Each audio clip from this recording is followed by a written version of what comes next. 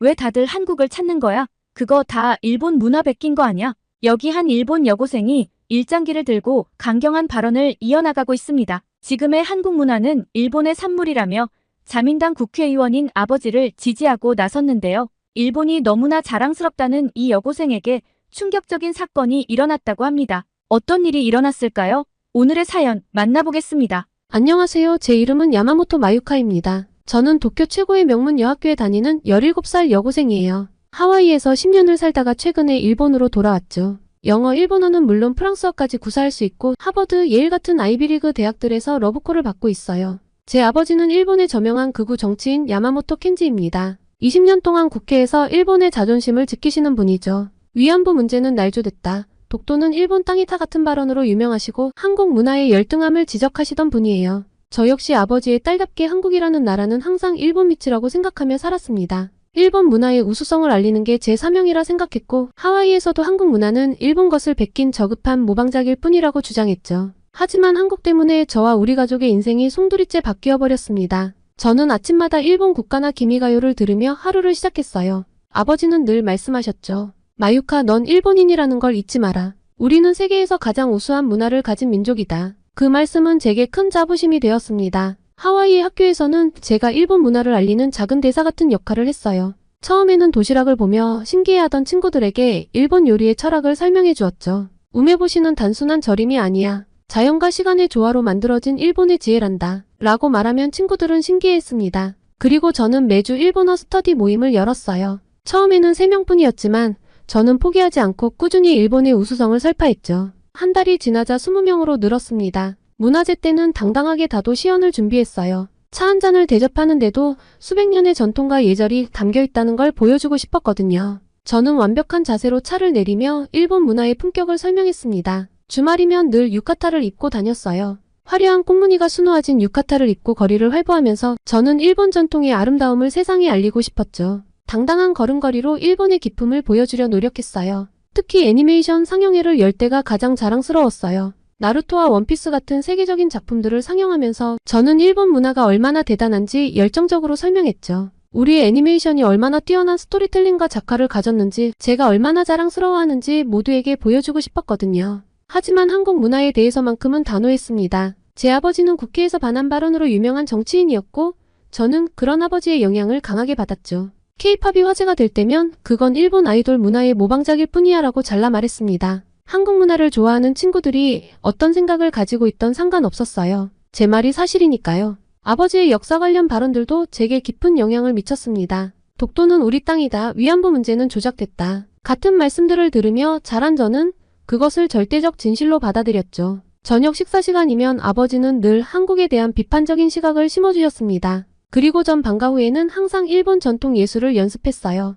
고토를 연주하고 다도를 익혔죠. 특히 고토의 맑은 음색이 울릴 때면 천년의 역사를 이어받은 제 자신이 자랑스러웠습니다. 하와이 관광객들이 가끔 일본에 대해 물어볼 때면 저는 열정적으로 설명했어요. 일본의 사계절 문화부터 시작해서 전통 예술, 현대 문화까지. 특히 일본 정원의 미학을 설명할 때면 저도 모르게 목소리에 자부심이 가득 차올랐습니다. 또한 학교에서 아시아 문화를 다룰 때면 저는 늘 일본의 독자성을 강조했습니다. 우리는 다른 아시아 국가들과는 다른 독특한 문화를 가지고 있어요 라고 말하면서 은연중에 한국과 중국을 낮추어 보는 시각을 드러내기도 했죠. 그렇게 하와이에서의 생활은 제게 더없이 완벽했어요. 일본 문화를 알리는 대사가 되어 주변의 인정을 받으며 저는 점점 더 큰 자부심을 키워갔습니다. 하지만 어느 날 아버지의 해외 활동이 끝났다는 소식이 전해졌어요. 일본으로 돌아가게 된다는 말에 가슴이 두근거렸죠. 드디어 제가 그토록 사랑하는 일본으로 돌아가게 된다는 생각에 설렘이 가득했습니다. 저는 짐을 싸면서 하와이에서의 추억들을 하나하나 되새겨 보았어요. 이곳에서의 모든 순간이 저를 더 강한 일본인으로 만들어 주었다고 생각했죠. 이제 진정한 일본으로 돌아가 더 큰 자부심을 키울 수 있을 거라 믿었습니다. 시간이 흘러 도쿄 하네다 공항에 도착하게 된 날이 온 순간부터 전 가슴이 벅찼어요. 드디어 제가 그토록 동경하던 일본에 왔다는 사실이 실감나지 않았죠. 명문 여고에 입학하게 되었다는 소식은 저를 더욱 설레게 했습니다. 그리고 입학식 날 저는 일찍 일어나 교복을 꼼꼼히 다렸어요. 세일러복의 주름 하나하나까지 신경 쓰면서 하와이에서 꿈꿔왔던 일본 여고생의 모습을 거울 앞에서 확인했죠. 드디어 진정한 일본인으로 살 수 있겠구나 라는 생각에 가슴이 떨렸습니다. 하지만 교실에 들어선 순간 뭔가 이상했어요. 친구들이 나누는 대화가 귀에 들어왔죠. 언니 대박. 진짜 대박이야. 맞아 완전 찐이야. 헐 노잼인데? 처음에는 제가 잘못 들은 줄 알았어요. 하지만 분명 한국어였습니다. 일본 여고생들의 입에서 한국어가 자연스럽게 흘러나왔죠. 당황스러웠지만 아마도 우리 반만 그런가 보다 생각했어요. 저는 쉬는 시간에 다른 반을 둘러보았습니다. 하지만 상황은 더 충격적이었어요. 복도마다 한국어가 가득했거든요. 심지어 어떤 아이들은 한국 아이돌의 안무를 따라추고 있었죠. 창밖을 보니 운동장에서도 한국 노래가 흘러나왔습니다. 정말 말도 안 되는 광경이었어요. 특히 같은 반의 미호라는 아이가 눈에 띄었습니다. 미호는 반에서 가장 인기 있는 학생이었는데 한국 문화에 완전히 빠져 있었어요. 쉬는 시간마다 친구들에게 한국 드라마나 케이팝을 소개했습니다. 마유카 혹시 BTS 알아? 미호가 제게 말을 걸었을 때 저는 차갑게 대답했어요. 그런 거 몰라. 하지만 미호는 웃으며 말했죠. 하와이에서 왔으면 당연히 알 줄 알았는데 신기하다. 저는 점심시간이면 더욱 동떨어진 기분이었어요. 친구들은 한국 예능 프로그램에서 본 먹방을 따라하며 깔깔거렸고 급식을 먹으면서도 한국 아이돌 이야기로 시끌벅적했죠. 전 그저 묵묵히 밥을 먹을 수밖에 없었습니다. 수업 중에도 친구들은 슬그머니 한글을 공부했어요. 교과서 귀퉁이에 한글을 적어놓고 쪽지로 한국어를 주고받았죠. 심지어 선생님께 들키면 한국어 공부하는 건 나쁜 게 아니잖아요? 라고 당당하게 말하는 아이들도 있었습니다. 저는 집에 돌아와서 아버지께 이 상황을 말씀드렸어요. 아빠 학교에서 다들 한국어를 써요. 이상해요. 아버지는 잠시 침묵하시더니 일시적인 현상일 뿐이다. 곧 사라질 거다. 라고 말씀하셨죠. 하지만 전 그게 일시적인 현상으로 보이지 않았습니다. 다음날 체육 시간에 충격적인 일이 있었어요. 반대항 발야구 경기를 하는데 친구들이 파이팅! 을 외치는 거예요. 저는 참을 수 없었습니다. 왜 일본어로 하지 않고 한국어를 쓰는 거야? 라고 따졌어요. 하지만 돌아온 대답은 그게 뭐가 잘못됐어? 였습니다. 그리고 도서관에서도 마찬가지였습니다. 한국어 학습서가 빼곡히 꽂혀 있었고 한국 드라마 대본으로 한국어를 공부하는 아이들이 많았어요. 일본 문화 코너는 한산했지만 한국 소설이 번역된 코너는 책이 늘 비어 있었죠. 저는 점점 더 혼란스러워졌어요. 하와이에서는 제가 일본 문화의 우수성을 알리는 대사 같은 존재였는데 정작 일본에서는 제가 이방인이 된 것 같았죠. 친구들은 한국 문화를 이야기할 때 눈을 반짝였고 일본 문화를 이야기하는 저를 구시대적이라는 눈으로 바라봤습니다. 특히 미호가 자주 하는 말이 가슴에 걸렸어요. 일본은 너무 답답해. 한국은 이렇게 자유롭고 트렌디한데. 그때마다 저는 반박하고 싶었지만 주변에 동조하는 목소리들 앞에서 제 목소리는 점점 작아졌습니다. 이런 상황이 계속되면서 저는 점점 더 고립되어 갔어요. 하와이에서는 당당했던 제가 이곳에서는 마치 시대에 뒤처진 사람처럼 느껴졌습니다. 밤마다 하와이에서의 추억을 떠올리며 울기도 했습니다. 왜 일본인들은 자신들의 문화를 자랑스러워하지 않는 걸까? 도무지 이해할 수 없었어요. 고립된 생활이 2달째 이어지던 어느 날 예상치 못한 일이 벌어졌습니다. 수업이 끝나고 교실을 나서는데 미호가 갑자기 제 이름을 불렀죠. 마유카 잠깐 시간 있어? 저는 경계하는 마음으로 고개를 끄덕였습니다. 미호는 의외의 말을 꺼냈어요. 사실 너희 아버님 기사를 봤어. 국회의원이시더라. 순간 긴장했지만 미호의 표정은 따뜻했죠. 그래서 내가 왜 그렇게 한국 문화를 거부하는지 조금은 이해가 갔어. 그리고 미호의 말은 계속되었어요. 우리 할아버지도 예전에 반항 감정이 심하셨대. 근데 한국 다큐멘터리를 보시고 많이 바뀌셨어. 혹시 나랑 같이 한번 볼래? 거절하려던 입이 멈칫했습니다. 미호의 진심 어린 눈빛이 마음을 흔들었어요. 사실 내심 궁금했는 거였는지도 모르겠습니다. 어떤 다큐멘터리인데? 그날 방과 후 도서관 시청각실에서 저는 생전 처음으로 한국 다큐멘터리를 보게 됐습니다. 나눔의 씨앗이라는 제목의 영상이었어요. 한국의 기부 문화를 다룬 내용이었죠. 처음에는 무관심한 척했지만 영상은 제 마음을 조금씩 흔들었어요.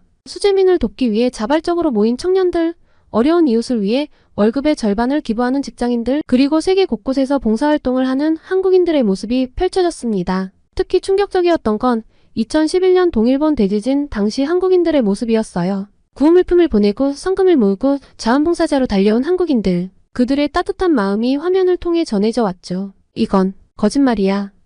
저도 모르게 중얼거렸어요. 왜냐하면 그때 한국은 우리를 돕지 않았던 나라로 기사가 났었거든요. 미호가 조용히 말했습니다. 실화야. 우리 사촌 오빠도 그때 후쿠시마에서 자원봉사를 했거든. 지금도 그때 받은 도시락의 맛을 잊을 수 없다고 해. 아버지께서 늘 한국인들은 이기적이라고 말씀하셨는데 영상 속 모습은 완전히 달랐습니다. 그렇게 다큐멘터리가 끝나고 미호는 더 많은 이야기를 들려주었어요. 한국의 연예인들이 수익금을 기부하는 문화, 팬들이 아이돌 이름으로 하는 선행, 재난 현장에서 보여주는 시민의식까지요. 마유카, 우리가 한국 문화를 좋아하는 건 단순히 드라마나 음악이 재미있어서가 아니야. 그들의 따뜻한 마음이 문화에도 녹아있기 때문이야. 집으로 돌아가는 길 머릿속이 복잡했어요. 지하철에서 우연히 본 한국 관광 홍보 영상도 새롭게 보였죠. 거리의 한글 간판들도 더 이상 거슬리지 않았습니다. 그리고 다음 날부터 미호는 매일 저에게 새로운 영상을 보여주었어요. 위안부 할머니들을 위해 모금 활동을 하는 한국 학생들, 일본 문화를 존중하고 배우려 노력하는 한국인들의 모습까지. 특히 인상 깊었던 건 한국의 젊은이들이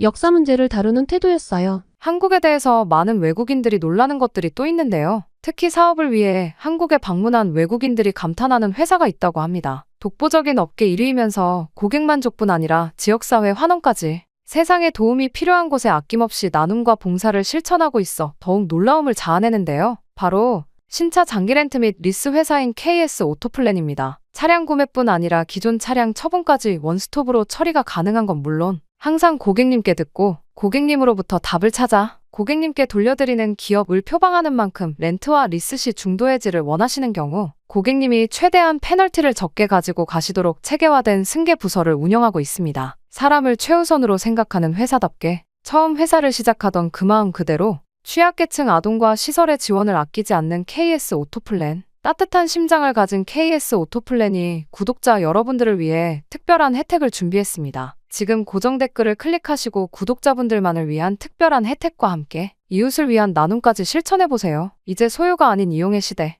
더 현명한 선택을 원하시다면 지금 당장 KS 오토플랜에서 시작하세요. 과거를 잊지 않되 미래를 향해 나아가려 하는 모습, 증오 대신 이해를 선택하는 모습이 놀라웠습니다. 마유카, 이번 주말에 한국문화원 행사가 있는데 같이 갈래? 미호의 제안에 처음으로 고개를 끄덕였어요. 더 이상 저항할 이유를 찾지 못했죠. 문화원에서 본 한국의 모습은 제가 알던 것과 달랐어요. 전통과 현대가 조화롭게 어우러진 문화, 정이 넘치는 사람들의 모습이 인상적이었죠. 특히 한복체험관에서 본 의상의 아름다움은 제가 알던 펑퍼짐한 옷이라는 편견을 완전히 깨버렸습니다. 저는 집에 돌아오자마자 노트북을 펼쳤어요. 처음으로 한국의 기부 문화와 선한 영향력에 대해 검색하기 시작했죠. 쏟아지는 정보들 속에서 저는 점점 더 깊은 생각에 빠져들었습니다. 그날 밤 처음으로 아버지의 과거 발언들에 의문을 품게 됐어요. 이제껏 맹목적으로 믿어왔던 것들이 하나둘 흔들리기 시작했죠. 하지만 이상하게도 마음이 불편하지 않았습니다. 오히려 새로운 진실을 발견하는 설렘이 가득했어요. 그렇게 미호를 만난 지 한 달, 제 인생에서 가장 많이 배우고 성장한 시간이었습니다. 이제 저는 한국이라는 나라를 새로운 눈으로 바라보게 되었죠. 아직 완전히 마음이 열린 것은 아니었지만 적어도 더 이상 닫혀있지는 않았어요. 그러던 어느 일요일 아침이었습니다. 평소 아픔을 내색하지 않던 아버지가 갑자기 젓가락을 떨어뜨리셨습니다. 식탁에서 시작된 복통은 순식간에 악화되었어요. 식은땀을 흘리며 옆구리를 부여잡으셨습니다. 우리는 놀라 자리에서 벌떡 일어나 아버지께 달려갔어요. 여보, 괜찮으세요? 그냥 새벽부터 좀 아팠는데. 아버지는 말씀이 채 끝나기도 전에 탁자를 움켜쥐셨어요. 손마디가 하얗게 변할 정도였죠. 이건. 늘 강인하시던 아버지가 이렇게 고통스러워하시는 모습은 처음이었습니다. 어머니는 즉시 119를 부르셨고 저는 두려움과 걱정에 발만 동동 굴리며 아버지 옆을 지켰어요. 구급차가 올 때까지의 10분은 1시간처럼 느껴졌습니다. 그렇게 응급실에 도착하자마자 의사가 CT 촬영을 했어요. 맹장이 파열 직전입니다. 즉시 수술해야 해요. 그리고 그때 수술복을 입은 의사가 들어왔어요. 김민수 선생님께서 집도하실 겁니다. 순간 아버지의 얼굴이 굳어졌어요. 통증으로 일그러진 얼굴에 다른 감정이 스쳐 지나갔습니다. 한국인, 의사라고요? 아버지는 고통 속에서도 고개를 저으셨어요. 다른 의사는 없나요? 일본, 의원님, 김 의사가 단호하게 말했습니다. 맹장이 터지기 직전입니다. 복막염으로 번지면 생명이 위험할 수 있어요. 지금은 제가 유일한 선택입니다. 아버지의 눈에서 복잡한 감정이 스쳐 지나갔어요. 평생을 한국을 비난하며 살아오신 분이 이제 한국인 의사의 손에 자신의 생명을 맡겨야 하는 상황. 그 아이러니가 아버지를 괴롭히는 게 보였습니다. 다행히 수술은 성공적이었습니다. 하지만 그보다 더 놀라운 일을 간호사들을 통해 알게 되었어요. 김 선생님, 오늘 어머님 첫 기일이셨다면서요? 그래도 응급 호출에 바로 오시고. 네, 가족들과 식사하시다가 바로 뛰어오셨어요. 항상 그러시죠. 아버지는 그 말을 듣고 깊은 충격을 받으신 것 같았어요. 자신을 비난할 법도 한데 아주 중요한 사적인 일까지 미루며 달려온 김 의사의 모습에 마음이 흔들리신 게 보였습니다. 이틀 후 아버지가 완전히 의식을 되찾으셨을 때 김 의사가 병실을 찾았어요. 의원님, 솔직한 말씀 드려도 될까요? 김 의사의 목소리는 조용했지만 단단했습니다. 2년 전 국회에서 하신 연설 봤습니다. 한국인 의사는 신뢰할 수 없다는 말씀. 제가 일본에 온 지 얼마 안 됐을 때였어요. 아버지의 눈이 흔들렸어요. 김 의사는 계속 말씀하셨습니다. 제 증조 할아버지께서 히로시마에서 피폭당하신 분들을 치료하셨다고 해요. 그때는 국적 같은 건 중요하지 않았대요. 오직 생명을 살리는 것, 그것만이 의사의 사명이었다고 하셨습니다. 김 의사는 잠시 창밖을 바라보더니 말을 이었어요. 작년에 수술했던 일본인 할머니께서 그러셨어요. 평생 한국인을 미워하며 살았는데 제가 밤낮 없이 간호하는 모습을 보고 부끄러워지셨다고. 의술에는 국경이 없습니다. 환자의 과거도 보지 않아요. 오직 눈앞의 생명만을 봅니다. 아버지의 눈에서 처음으로 눈물이 흘러내렸어요. 그날 이후 아버지는 태블릿으로 자신의 과거 발언들을 찾아보기 시작하셨습니다. 한국인들은 열등한 민족이다. 내가 이런 말을 했던가?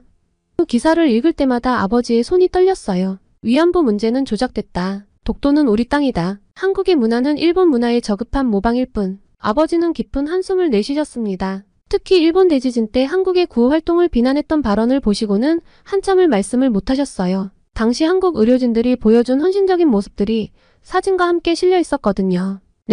내가 뭘 한 거지. 이런 말들이 얼마나 많은 이들을 힘들게 했을까. 아버지의 떨리는 목소리에는 깊은 후회가 담겨 있었습니다. 태어나기 전날 아버지는 김 의사와 긴 대화를 나누셨어요. 대화가 끝나고 나오신 아버지의 눈가는 붉게 젖어 있었습니다. 아버지가 의사 선생님께 진심 어린 사과를 한 것 같았어요. 그렇게 아버지는 쾌차하고 종종 그 한국인 의사와 만나 식사도 하고는 하셨습니다. 그러던 어느 날 저녁 식사 자리에서 아버지가 갑자기 말씀하셨어요. 내일 국회에서 특별 연설을 하기로 했어. 여보 혹시 한일 관계에 대해 제 입장을 밝히려고 해. 그 말씀을 듣는 순간 어머니와 저는 서로를 바라봤어요. 극우 정치인으로 유명한 아버지가 갑자기 한일 관계에 대해 연설한다니 분명 큰 파장이 있을 거예요. 하지만 이상하게도 불안하지는 않았습니다. 오히려 가슴 한켠이 뜨거워지는 걸 느꼈죠. 편견을 깨고 진실을 말씀하시려는 아버지의 용기가 그 어느 때보다 눈부셨으니까요. 다음날 아침 국회 본회의장. 아버지는 평소와 다르게 연설문 없이 단상에 올랐습니다. 존경하는 의장님 그리고 동료 의원 여러분. 오늘 저는 그동안 제가 저지른 잘못에 대해 사과하고자 이 자리에 섰습니다. 회의장이 술렁였어요. 아버지는 천천히 하지만 단단한 목소리로 말씀을 이어가셨죠. 지난 20년간 저는 이 자리에서 수없이 한국을 비난했습니다. 위안부 문제는 조작됐다 했고 독도는 우리 땅이라 주장했으며 한국 문화는 일본 문화의 모방작이라고 깎아내렸죠. 의원들 사이에서 웅성거림이 커졌어요. 누군가는 야마모토가 미쳤나?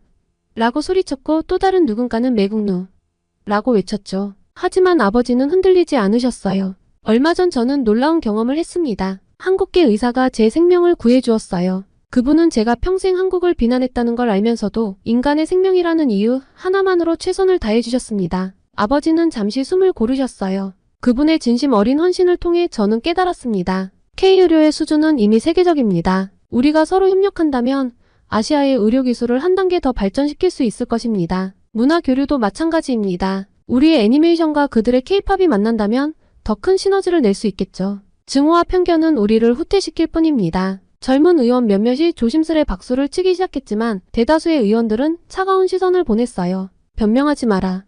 라는 야유가 들리기도 했고 자리를 박차고 나가는 의원들도 있었죠. 아버지는 꿋꿋하게 말을 이어가셨습니다. 이제는 과거의 상처를 치유하고 새로운 미래를 향해 나아가야 합니다. 위안부 문제에 대해 진심으로 사과드립니다. 독도 영유권 주장도 처리해야 합니다. 이것이 진정한 화해의 시작입니다. 연설이 끝나자 회의장은 둘로 갈라졌어요. 반대하는 의원들은 거세게 항의했지만 젊은 의원들을 중심으로 한 긍정적인 소리도 커져갔습니다. 야마모토 의원 말씀이 맞아. 이제는 변해야 할 때야. 우리 세대가 바꿔나가야 해. 특히 인상적이었던 건 타나카 의원의 모습이었어요. 원래는 아버지처럼 보수 성향으로 유명했던 분인데 연단으로 나와 아버지의 손을 잡으셨거든요. 야마모토 의원이 보여준 용기 잊지 않겠습니다. 저도 이제 달라지겠습니다. 그날의 연설은 단순한 사과를 넘어 일본 정계에 새로운 바람을 불러일으켰어요. 변화는 이렇게 한 사람의 용기 있는 고백으로부터 시작된다는 걸 배웠습니다. 그날 저녁 뉴스에는 아버지의 연설이 대대적으로 보도됐어요. 극우 정치인의 극적인 변화, 한일 관계의 새로운 전환점 등의 헤드라인이 이어졌죠.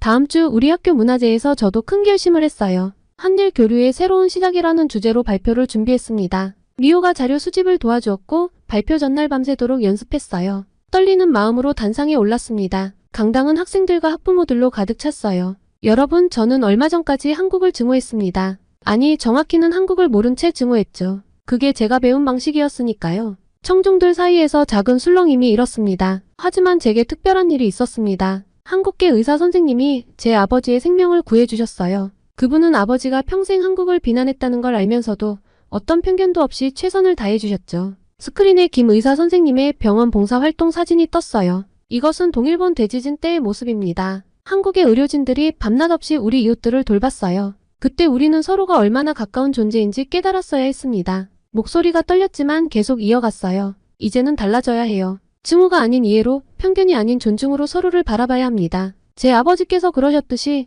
저도 이제 그 첫걸음을 내디디려 합니다. 여러분도 함께 해주시겠어요? 강당이 울리도록 큰 박수가 터져나왔습니다. 교장 선생님은 눈물을 닦으시며 말씀하셨죠. 오늘 우리는 진정한 화해의 시작을 보았다. 서연이가 달려와 저를 안았어요. 그 뒤로 많은 친구들이 함께였어요. 그때 저는 깨달았습니다. 변화는 이렇게 한 사람의 용기 있는 고백으로부터 시작된다는 것을. 여러분, 오늘 저의 이야기를 들어주셔서 감사합니다. 제가 겪은 변화는 갑작스러웠지만 동시에 너무나 자연스러웠어요. 한 번의 수술, 한 번의 여행, 그리고 몇 번의 만남. 그것들이 제 인생을 완전히 바꿔놓았죠. 특히 김 선생님께서 보여주신 의술에는 국경이 없다는 진심, 한국에서 만난 따뜻한 시선들, 그리고 위안부 할머니의 용서하는 마음. 이 모든 것들이 저희 가족의 편견을 녹여버렸습니다. 이제 저는 매일 아침 창문을 열며 생각해요. 바다 건너 그곳에도 똑같은 아침 해가 뜨고 똑같은 젊은이들이 꿈을 키워간다는 것을. 우리는 서로를 미워하기에는 너무나 가까운 이웃이에요. 여러분도 혹시 저처럼 편견을 가지고 계시다면 잠시 마음을 열어보시면 어떨까요?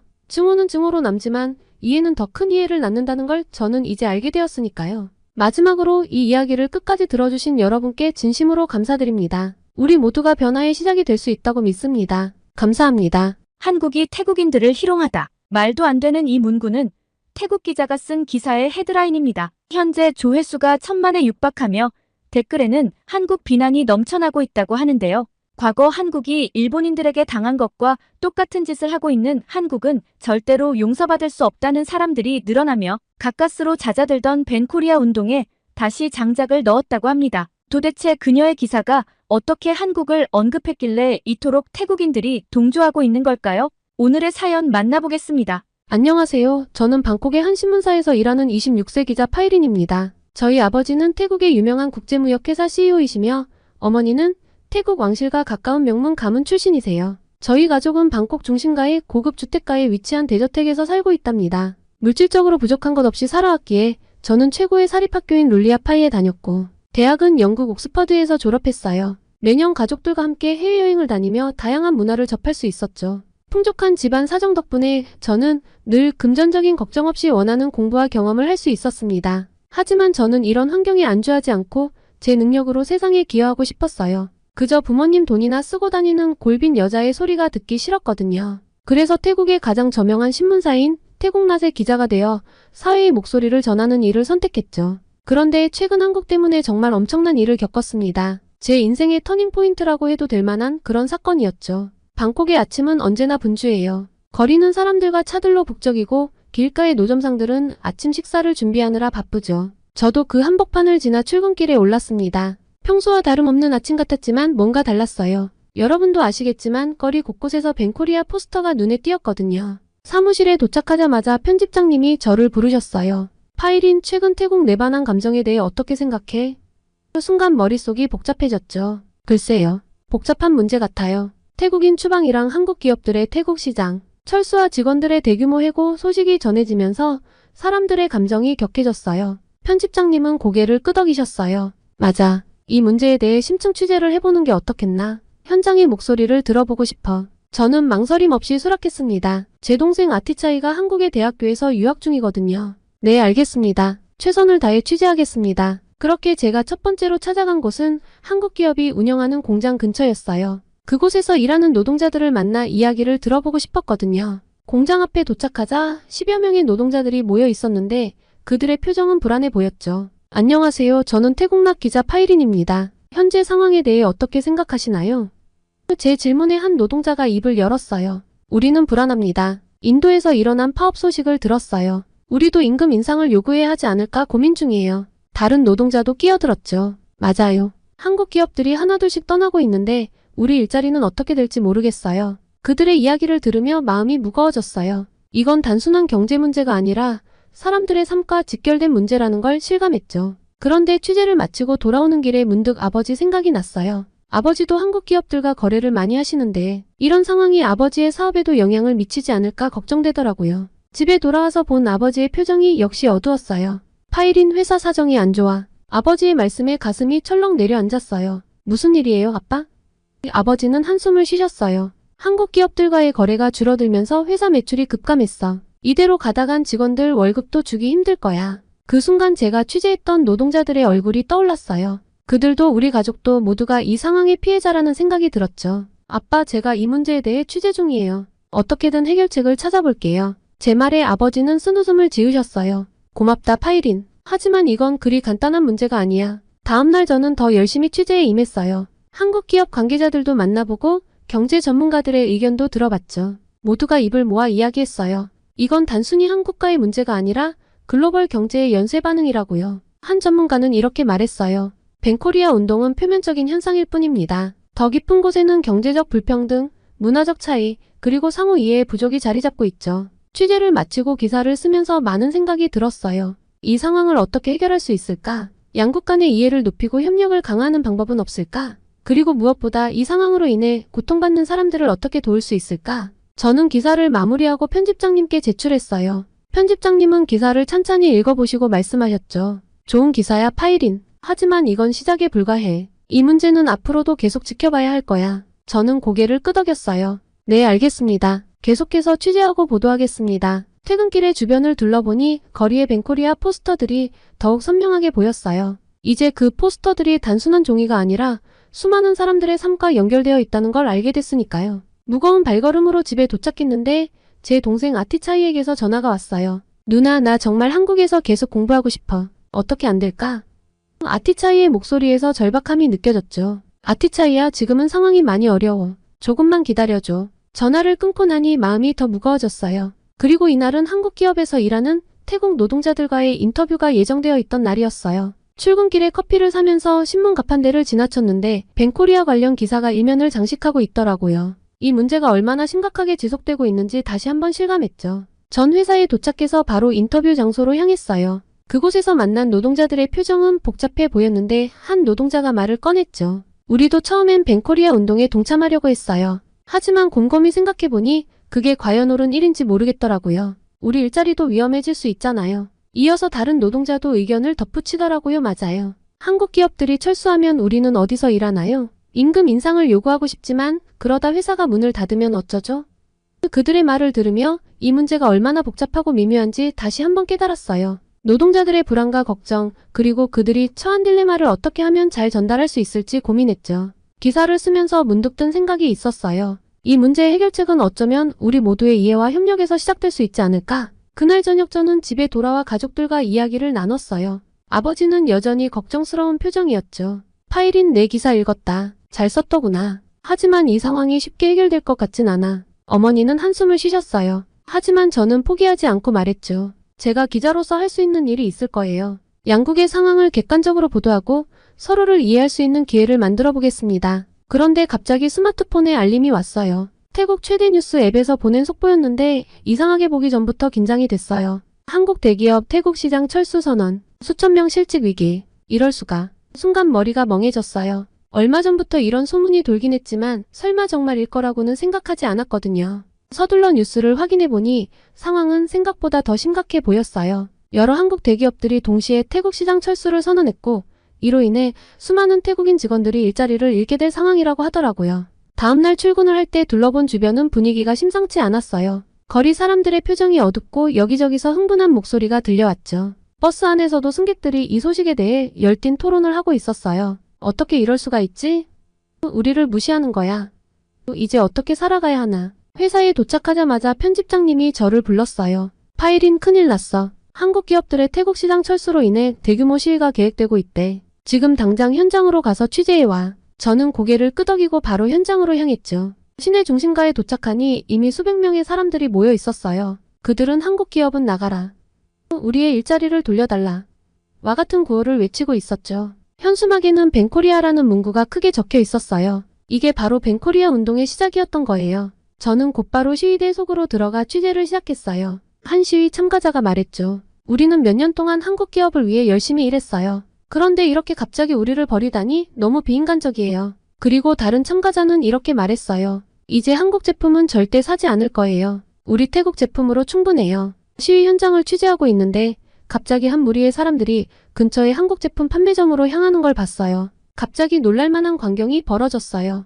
그들은 가게 유리창에 돌을 던지고 안에 있던 제품들을 거리로 끌어내 부수기 시작했죠. 경찰이 출동했지만 시위대의 규모가 너무 커서 통제가 쉽지 않아 보였어요. 이 광경을 보며 저는 가슴이 아팠어요. 분노는 이해하지만 이런 폭력적인 방식은 문제를 해결하는 데 도움이 되지 않을 거라고 생각했거든요. 하지만 저는 기자로서 객관적인 시각을 유지하려 노력했습니다. 취재를 마치고 사무실로 돌아와 기사를 쓰기 시작했어요. 벤코리아 운동 확산, 폭력 사태로 번져라는 제목으로 오늘 있었던 일들을 상세히 보도했죠. 기사를 쓰면서도 마음이 무거웠어요. 이 사태가 어디까지 번질지, 어떤 결과를 낳게 될지 걱정되더라고요. 기사를 제출하고 퇴근하려는데 편집장님이 다시 저를 불렀어요. 파일인 내 기사 잘 봤다. 하지만 이건 시작에 불과해. 앞으로 이 문제를 계속 취재해야 할 거야. 특히 한국 기업에서 일하는 태국 노동자들의 이야기에 집중해봐. 마음이 무거웠습니다. 저는 집으로 가는 길에 친구 수환과 통화했어요. 수환은 한국 기업에서 일하고 있었죠. 파일인 큰일 났어. 우리 회사도 곧 문을 닫는데 나는 이제 어떻게 해야 하지?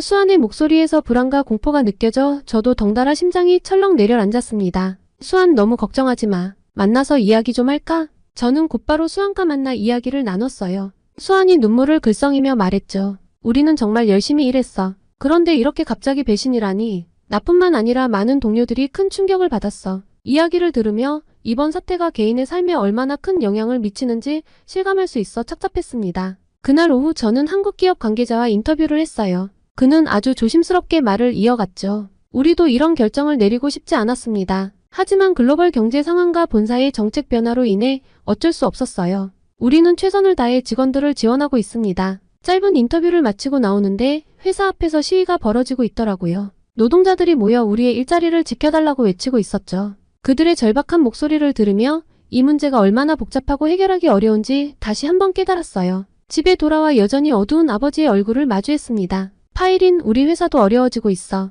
한국 기업들과의 거래가 대부분 끊겼거든. 아버지의 말씀에 뒤통수를 얻어맞은 듯한 충격이 전해졌어요. 아버지는 한숨을 쉬시더니 말씀을 이어가셨어요. 회사가 어려워졌다. 한국 기업들과의 거래가 대부분 끊겼거든. 이대로 가다간 직원들 월급도 주기 힘들 것 같아. 순간 머릿속이 하얘졌어요. 아버지의 회사가 어려워진다는 건 우리 가족에게 큰 타격이 될 거라는 걸 잘 알고 있었거든요. 그런데 더 충격적인 말씀이 이어졌어요. 아티차이는 더 이상 유학 비용을 감당하기 어려울 것 같아. 한국에서 돌아와야 할 것 같구나. 가슴이 정말 아팠어요. 동생이 한국 유학을 얼마나 꿈꿔왔는지 그곳에서 얼마나 열심히 노력하고 있는지 잘 알고 있었거든요. 하지만 현실은 냉혹했죠. 벤코리아 운동의 여파로 아버지의 사업이 어려워지고 그 결과 아티차이의 꿈까지 무너지고 있었어요. 가족 모두가 무거운 침묵 속에 빠져들었죠. 저는 이 상황을 어떻게든 해결해야 한다는 생각이 들었어요. 아빠, 제가 뭔가 할 수 있는 일은 없을까요? 아버지는 고개를 저으셨어요. 파일인 내 마음은 고맙지만 이건 그리 간단한 문제가 아니야. 전체적인 경제 상황이 좋지 않아.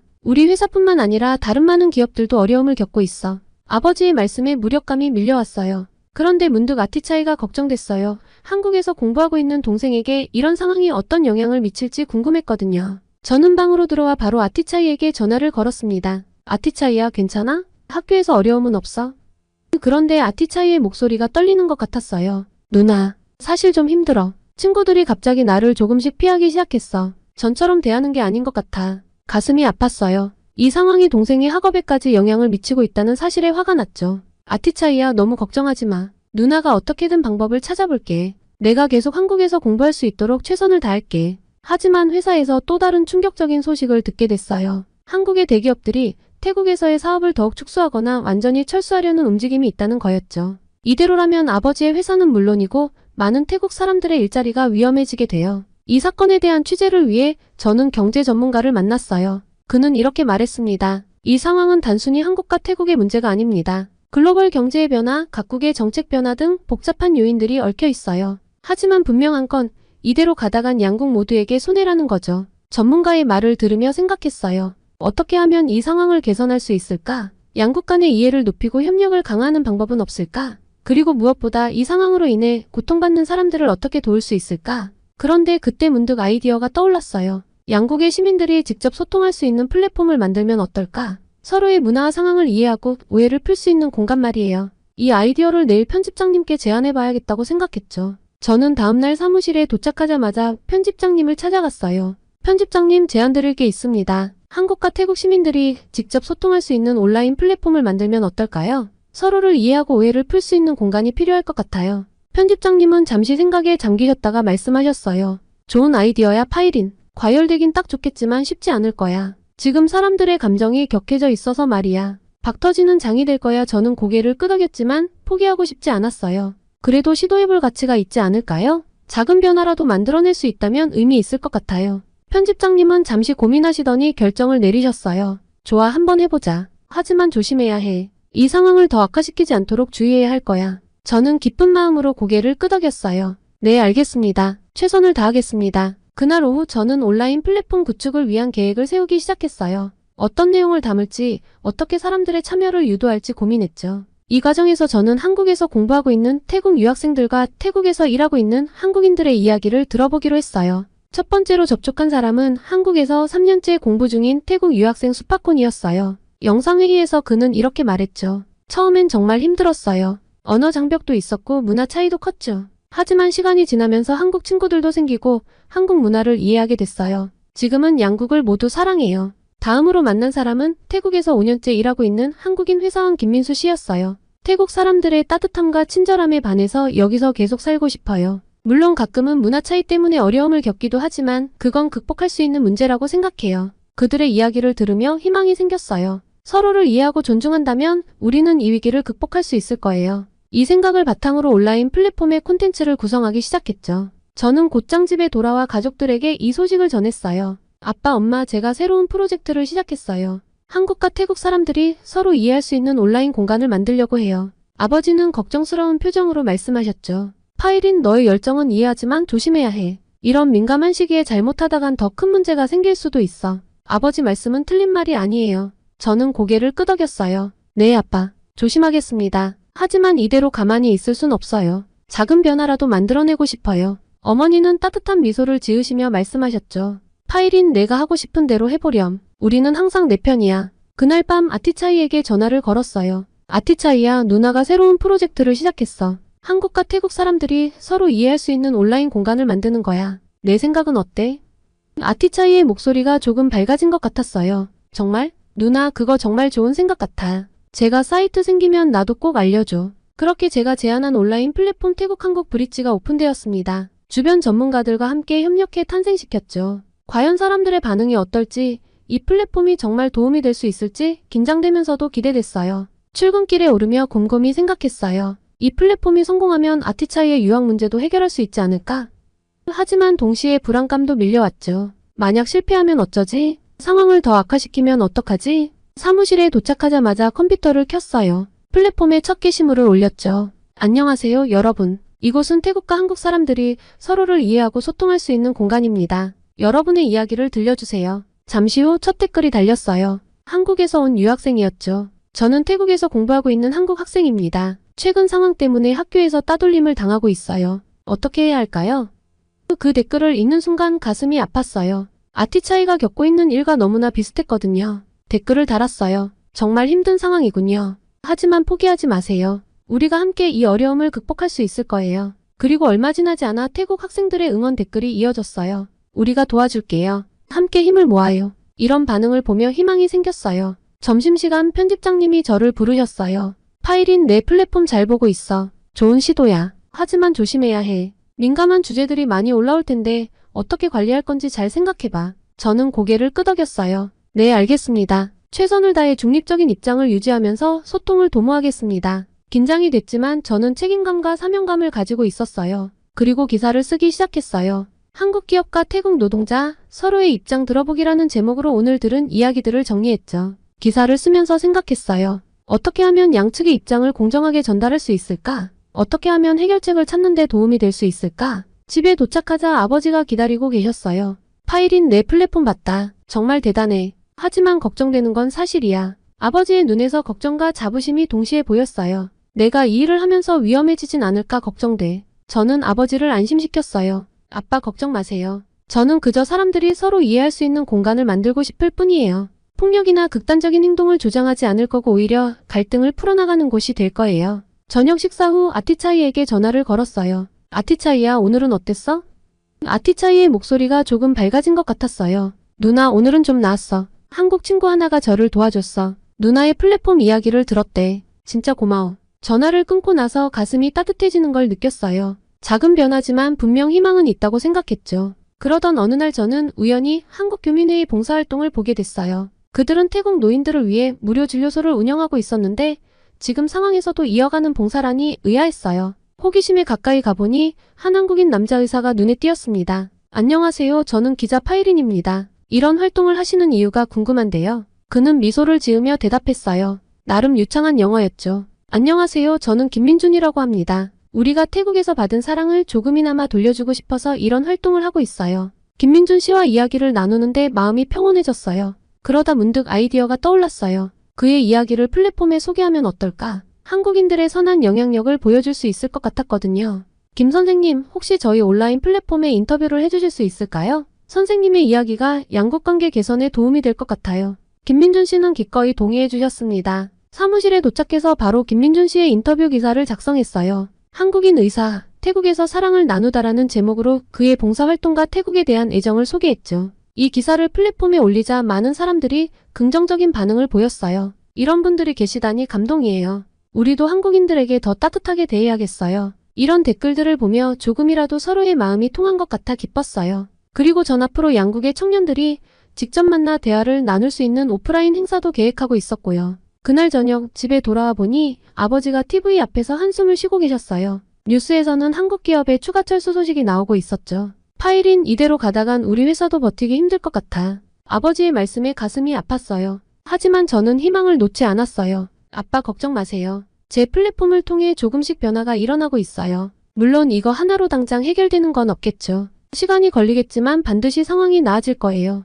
아버지는 힘없이 미소를 지으셨어요. 그래, 내 말대로 되길 바란다. 정말 믿기 어렵게도 제가 만든 온라인 커뮤니티 태국 한국 브릿지의 영향력이 조금씩 커지고 있었고 좋은 글들이 많이 올라오기 시작했어요. 서로의 나라 하나씩 칭찬하기 챌린지를 열자 반응이 더욱 열띠었죠. SNS를 통해 제 활동이 주목받기 시작했는데 많은 사람들이 저의 노력을 응원하고 지지해주고 있었어요. 심지어 몇몇 유명 인플루언서들도 동참 의사를 밝혔어요. 이런 반응에 힘을 얻어 더 열심히 활동했어요. 오후에 한한국대학의 문화교류 프로그램 담당자와 화상회의가 있었는데 그들은 제 커뮤니티를 통해 태국 학생들을 초청하고 싶다고 했죠. 파이린 씨, 당신의 노력에 감명받았습니다. 우리도 양국관계 개선에 동참하고 싶어요. 이 제안을 들으며 아티차이 생각이 났어요. 이 기회로 아티차이가 계속 한국에서 공부할 수 있지 않을까? 희망이 생겼죠. 바로 아티차이에게 전화를 걸었어요. 아티차이야, 좋은 소식이 있어. 한국 대학에서 태국 학생들을 초청하려고 해. 내가 지원해보는 게 어때? 아티차이의 목소리가 밝아졌어요. 정말? 누나 정말 고마워. 한번 알아볼게. 동생의 기쁜 목소리를 들으니 저도 덩달아 행복해졌어요. 퇴근 후 집에 돌아오니 부모님께서 기다리고 계셨는데 아버지가 말씀하셨습니다. 파이린, 내 덕분에 아티차이가 당분간 걱정 없이 공부를 할 수 있겠구나. 어머니는 눈시울을 붉히시며 저를 꼭 안아주셨어요. 정말 자랑스럽구나, 우리 딸. 가족들과 오랜만에 평화로운 저녁 식사를 하며 이야기를 나눴어요. 아티차이의 재유학 가능성, 아버지 회사의 회복, 그리고 태국과 한국의 관계 개선에 대해 이야기했죠. 모두의 얼굴에 희망이 보였어요. 다음날 기쁜 소식이 들려왔어요. 저도 한국대학의 문화교류 프로그램에 초청받은 거예요. 편집장님은 흔쾌히 허락해 주셨고 가족들도 모두 지지해 주셨죠. 가슴이 두근거렸어요. 한국으로 가게 되면 어떤 경험을 하게 될지, 어떤 사람들을 만나게 될지 기대되면서도 긴장됐어요. 프로그램에 참여하면서 한국 문화에 대해 더 깊이 이해하게 됐고 한국 학생들과 교류하며 서로의 문화를 나누는 시간을 가졌는데 화상 발표에서 저는 벤코리아 운동이 시작됐을 때의 절망감, 가족의 위기 그리고 그 속에서 발견한 새로운 기회에 대해 이야기했어요. 어떻게 온라인 커뮤니티를 만들어 양국 간의 이해를 높이려 노력했는지, 그 과정에서 어떤 변화가 일어났는지 설명했고요. 발표를 마치고 나니 많은 학생들이 채팅으로 격려의 말을 건넸어요. 정말 감동적이었어요. 당신의 이야기에서 용기를 얻었어요. 이런 반응을 보며 제가 한 일이 정말 의미 있었다는 걸 다시 한번 느꼈어요. 이번 경험을 통해 저는 더 큰 꿈을 꾸게 됐어요. 단순히 태국과 한국의 관계를 개선하는 것을 넘어 전 세계의 문화 간 이해를 돕는 일을 하고 싶어졌거든요. 한국에서의 경험을 바탕으로 더 다양한 문화교류 프로그램을 기획하고 더 많은 사람들이 참여할 수 있는 플랫폼을 만들 거예요. 물론 태국의 기자로 자리를 잡은 제가 다시 초심으로 돌아가 한국으로 나가는 것이 두렵기도 했지만 동시에 새로운 도전에 대한 설렘이 큽니다. 가족들에게 이 소식을 전했을 때 모두가 저를 지지해 주셨어요. 아버지는 내가 어디에 있든 무엇을 하든 우리는 항상 내 편이야 라고 말씀해 주셨고 어머니는 내가 자랑스럽구나. 더 넓은 세상에서 내 꿈을 펼치렴. 이라고 격려해 주셨죠. 아티차이도 누나는 꼭 성공할 거야. 라며 응원해 줬어요. 이제 저는 새로운 도전을 앞두고 있어요. 더 넓은 세상에서 더 많은 사람들과 소통하며 문화 간 이해를 돕는 일을 하게 될 거예요. 때로는 어렵고 힘든 순간도 있겠지만 이제는 두렵지 않아요. 우리가 서로 이해하고 존중하려 노력한다면 어떤 어려움도 극복할 수 있다는 걸 알게 됐으니까요. 마지막으로 이 자리를 빌어 제 이야기에 귀 기울여주신 모든 분들께 감사의 말씀을 전하고 싶습니다. 태국과 한국이 이 어려움을 극복하고 새로운 시작을 할 수 있기를 간절히 바랍니다. 앞으로 양국의 관계가 더욱 발전하고 서로를 이해하고 존중하는 문화가 자리 잡을 거라 믿어 의심치 않아요. 그리고 저의 새로운 도전도 응원해 주시길 부탁드립니다. 다시 한번 진심으로 감사드립니다.